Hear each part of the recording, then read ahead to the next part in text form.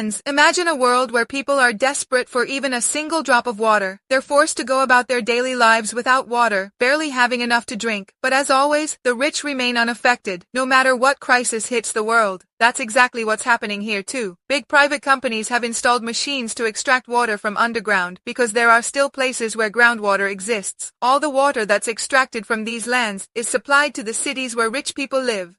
But the poor are forced to stay in villages and suffer. One such poor family is the Holmes family. Father Ernest, Mother Catherine, elder daughter Mary, and younger son Jerome. They're barely managing to survive in the village. Ernest owns a large piece of land that was once fertile, where his father used to farm. But now, due to a lack of water, Ernest can't grow crops. He pleads with the government, saying his land is still fertile and just needs water, but no one believes him. So Ernest takes it upon himself. He tries to dig a well and install a machine, hoping to strike water and bring his farm back to life. He dreams of selling crops and providing water for his family. One day, two thieves arrive at the place where Ernest has installed his water extracting machine. They try to steal it. Ernest shows up with a gun. The thieves pretend they're just thirsty and beg for water, but suddenly they pull out their own weapons, planning to shoot Ernest. However, Ernest is used to such threats and reacts quickly. He shoots them before they can shoot him. Look at how desperate people have become, ready to kill each other for water. When Ernest checks his machine, he realizes even the small amount of water it was drawing has dried up. So now, he has to dig at another location and try again. He goes to visit the watermen with Jerome. These are people who work for the private companies, installing large-scale machines to extract underground water and transport it to the city. Ernest, who works as a delivery man, brings alcohol and food from the city on his mule and supplies them to these watermen. One of them, Max, knows Ernest well. Ernest asks Max if he can shift the machines to another location since his own farm's water supply has stopped due to their machines. Max says it's not his call. Ernest will have to talk to the boss, who he knows won't listen. Disheartened, Ernest returns with Jerome. On the way, his mule trips over a rock and breaks its leg. The poor mule, already thirsty, now suffers even more.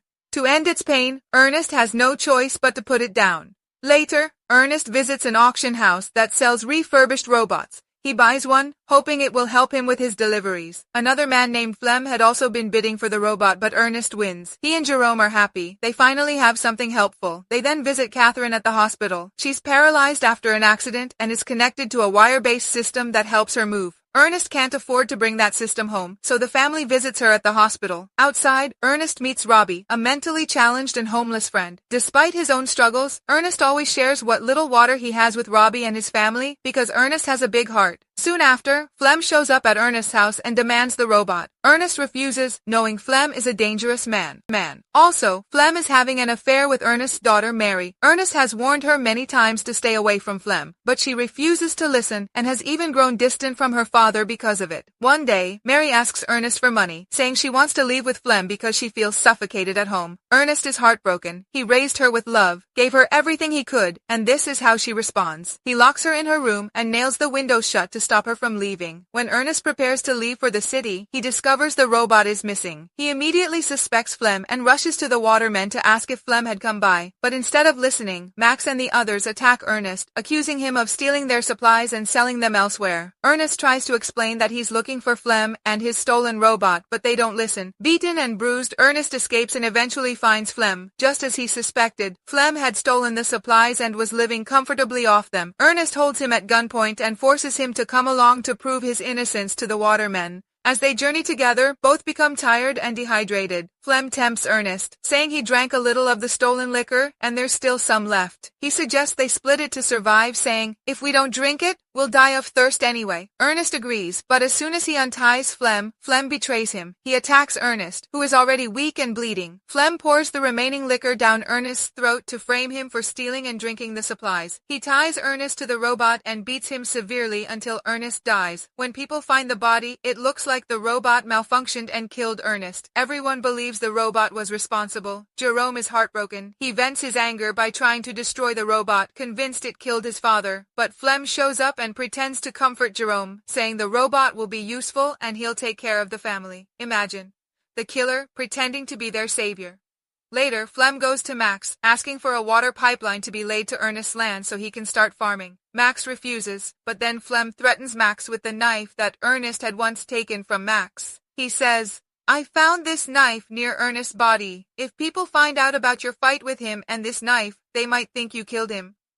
Terrified, Max agrees and secretly sets up a pipeline to Ernest's land. Water starts flowing, and soon crops begin to grow. Everyone is happy, especially Jerome and the villagers. Flem and Mary are now together, and Mary is pregnant. They get married. Flem seems happy, but deep down, he remembers none of this was truly his. It was all Ernest's. Had Ernest lived, Flem wouldn't have had the land, nor Mary. Now, Flem has taken everything Ernest ever had, but the story isn't over. One day, bank officials arrive and drop a bombshell. Ernest had mortgaged the land before his death. Now that he's gone, the land belongs to the bank, and so does the harvest. Flem is shocked. He pleads that he should have been informed before the harvest. Had he known, he would have chosen another land. But the officials are unmoved. They give him a deadline. Pay up within a week or lose everything. Flem feels like he's been tricked by a dead man. Furious, he tells Jerome he's going to sell the robot to pay the debt. But remember, Flem is not a man to be trusted. So that was the story of the Promised Land, a tale not of royalty or riches, but of one man's unshakable resolve and vision. Ludwig Collin was not born with power, wealth, or a noble name. All he had was a dream and the burning will to chase it, no matter the cost. Through hardship, betrayal, loss, and isolation, he stood his ground. He faced the merciless wilderness, the cruelty of those who wanted to see him fail, and the silence of the cold earth. Yet he kept building, brick by brick, step by step, not just a home, but a legacy, not just a farm, but a future. Colin's journey reminds us that greatness doesn't always come with a crown. Sometimes it comes with calloused hands and a relentless spirit. He didn't just cultivate the land, he sowed hope, courage, and change. And in the end, he didn't just win a battle. He rewrote the story of who gets to dream, who gets to rise, and who gets to belong. The Promised Land isn't just about one man's fight for a piece of earth. It's about the universal struggle to find meaning, identity, and purpose in a world that often denies us those things. It's about daring to believe that even the most barren soil can bloom if only someone has the heart to believe in it.